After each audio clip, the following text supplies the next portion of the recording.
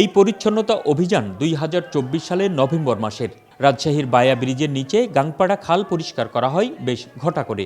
আবর্জনা পরিষ্কারের পাশাপাশি পানিতে ভাসমান কচুরিপানাও তুলে ফেলা হয়। রাজশাহী সিটি কর্পোরেশন ও পানি উন্নয়ন বোর্ডের যৌথ উদ্যোগে গাংপাড়া খালের এই পরিচ্ছন্নতা অভিযান বেশ প্রশংসা পায় সেই সময়। তবে পরবর্তীতে আর তদারকি না থাকায় এটি আবার ময়লার ভাগাড় হতে বেশি সময় লাগেনি। ১.৫ বছর পর ঠিক একই জায়গায় আবারও শুরু হলো পরিচ্ছন্নতা অভিযান। তবে অভিযোগ উঠেছে ঘটা করে আনুষ্ঠানিকতা করলেও পরে তদারকি না করাই খাল ফিরে যায় আগের অবস্থায়। একমাত্র রাজশাহীতেই এই খালটা একদম পরিপূর্ণভাবে পরিচ্ছন্ন হয়েছিল। সে ধারাবাহিকতায় আমি যখন এখন না ৪ মাস পরে যখন এই খালটা পরিদর্শন করতে গেছি, যে কাজ সেই হয়ে গেছে। কারণ এটা যদি ধারাবাহিক একটা দেখভালের বা খননের একটা প্রক্রিয়া থাকতো এই প্রতিষ্ঠানের পক্ষ থেকে বা উদ্যোক্তাদের পক্ষ থেকে, তাহলে আমি মনে করি এই খালটা থাকতো। স্থানীয়রা বলছেন প্রায় ১.৫ বছর আগের পরিচ্ছন্নতা কার্যক্রম কোনো কাজে আসেনি তাদের। এবারের উদ্যোগও কতটা কার্যকর হবে এ নিয়ে রয়েছে সংশয়।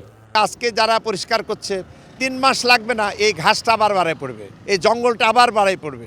এটা যদি চলমান না থাকে প্রশাসনের মাধ্যমে এটা চলমান না থাকে, তাহলে আমরা উপকৃত হব না। বিগত 1 বছর পূর্বেও এই নদীতে ঢাক ঢোল পিটিয়ে খাল খনন, এই খাল পরিষ্কারের করার যে মহাযজ্ঞ শুরু হয়েছিল, 1 বছর পর মধ্যেই সেটা আবার পরিপূর্ণ হয়েছে ময়লা মাটি বা ওই আবর্জনায় খাল একবারে অকেজো হয়ে গেছে আর কি।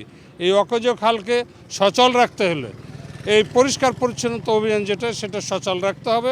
স্থায়ী সমাধান করতে হলে যা যা প্রয়োজন, এলাকা ভিত্তিক যে সচেতনতামূলক যে কোনো কর্মকাণ্ড গড়ে তুলে এটা স্থায়ী সমাধানের ব্যবস্থা করা উচিত। সচেতন নাগরিকরা বলছেন যে কোনো কর্মকাণ্ডের সফলতা পেতে দরকার পরিকল্পিত ও সুচিন্তিত উদ্যোগ।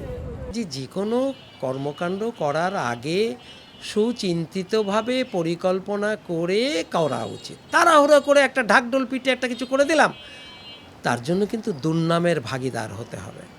এটি খেয়াল রাখা খুবই কর্তব্য। পরিবেশের ভারসাম্য রক্ষার জন্যে সেই যুগোপযোগী পরিকল্পনা গ্রহণ করতে হবে, তবেই তো সত্যিকারের উন্নয়ন হবে, পরিবেশের ভারসাম্য রক্ষা হবে। তবে এবারের পরিচ্ছন্নতা কার্যক্রম চলমান ধারাবাহিক প্রক্রিয়ার অংশ, তাই বিফলে যাবার কারণ নেই বলছেন রাজশাহী ৩ আসনের সাংসদ শফিকুল হক মিলন। এই কর্মকাণ্ড দেখভাল করার দায়িত্ব হচ্ছে এই যারা দায়িত্ব আছে, বিশেষ করে উপজেলা ভিত্তিক ইউনো এবং ইউনো প্রশাসন, তারা দেখভাল করছেন। এবং এটা আজকের জন্য না, প্রতি শনিবারে এখন বাংলাদেশে এই প্রোগ্রামটা রাখার জন্য মন্ত্রী মহোদয়, প্রধানমন্ত্রী তারেক রহমান সাহেব সবাইকে অনুরোধ করেছেন এবং নির্দেশনাও দিয়েছেন। আমরা সেই মোতাবেক কাজ করছি। আমরা আশা করছি যে এটা এক ধরনের শুধু স্বাস্থ্যসম্মত না এবং ডেঙ্গু প্রতিরোধ নয়, এটা হচ্ছে প্রত্যেকটা মানুষের দায়িত্ব এবং কর্তব্য সম্পর্কে সমাজের সকল ক্ষেত্রে এটা একটা অ্যালার্ম।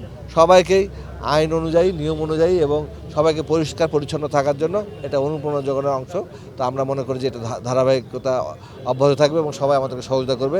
গাংপাড়া খালটি বারনই নদীর একটি শাখা বা এর সাথে সংযুক্ত একটি ছোট জলধারা। Ahsan Habib, Apu, one news, Rajshahi.